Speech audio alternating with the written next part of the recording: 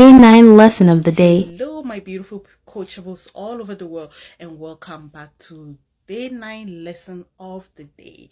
And on today's lesson, we will be talking about the 3 personality we always come across. And it doesn't matter which lifestyle you are involved in, where you are coming from, it doesn't matter your background, we always come across these 3 personalities, and it's always right in our faces, but we never stop to think or to understand these personality groups. And so I am going to be telling you the 3 personality groups, and I need you to reflect over your life and see which of the personality group you are in, where you find yourself in those 3 groups, and then maybe you can begin to work on yourself to get to where you want to be. Okay, and you don't have to feel bad about anything, because hey, that is what the world is. And you see our fingers, we have 5 fingers, right? But they are not all of the same size, and definitely we are all unique human beings, and we all have our own traits and our own personality. So bear with me. This is not meant to criticize anybody, it's not meant to pull anybody down. It's just meant to draw your attention to where you are in life and how you can build on your personality, how you can build on yourself. It's just getting to know yourself. This is part of the exercises of getting to know yourself. Okay, so if you're not yet a follower, make sure you hit the follow button and follow me for more inspirational stuff, for more things that you could learn and gain from. Okay, and also don't forget, add it to your favorite list, and also like.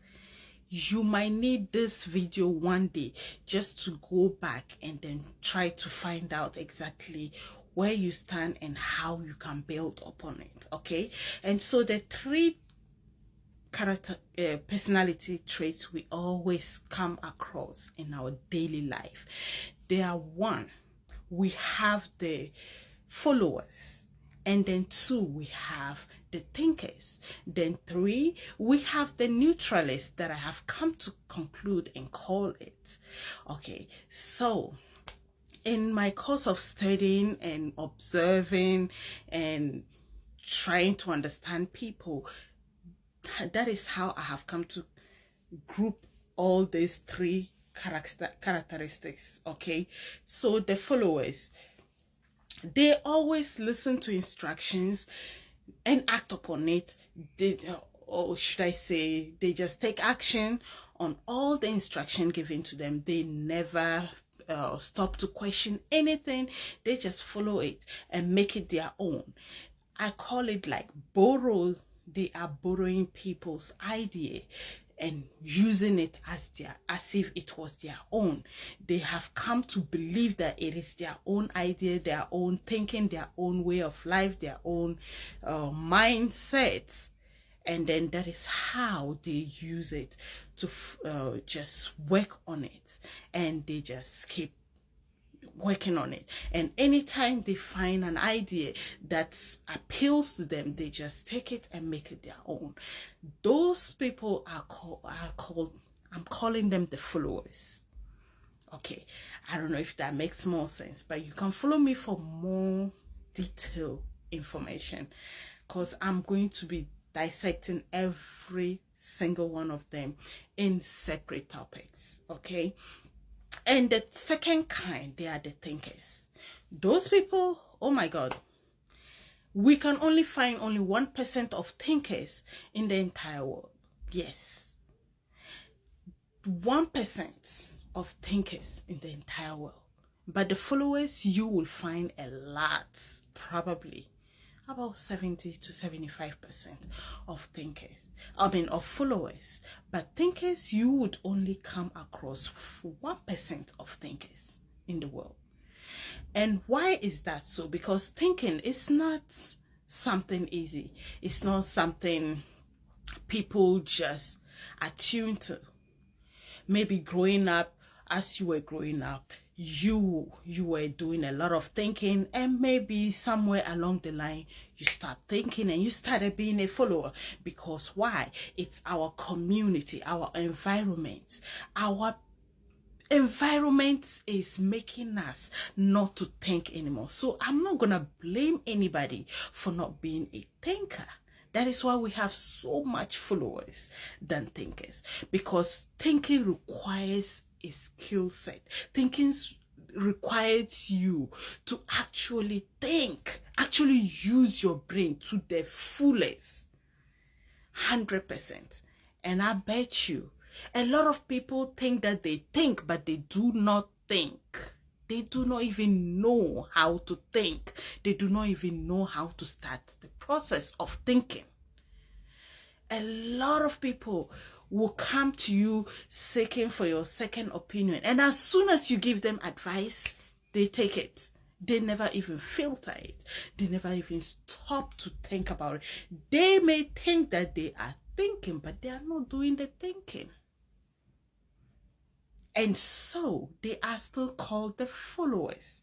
But for thinkers, sometimes people even call them outrageous. They call them all sort of names. They call them lazy. They don't want to do anything, but actually they are the inventors. They invent stuff. Only few people. Some even call them crazy. Yes. And those are the thinkers, because they go beyond and above. They think.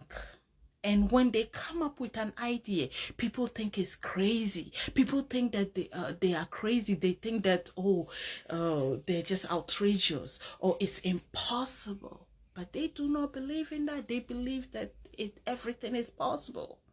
Those are thinkers.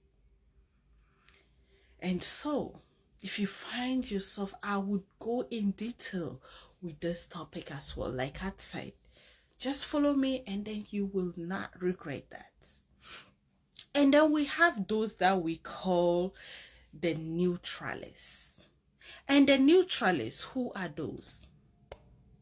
They neither think nor follow. They're just there. They're just there like spectators. They're just there. Wherever the wind takes them, they swing with the wind. They just keep floating in the air. They are floaters. They float. That is the neutralists. They neither think or follow. They go where it's suitable.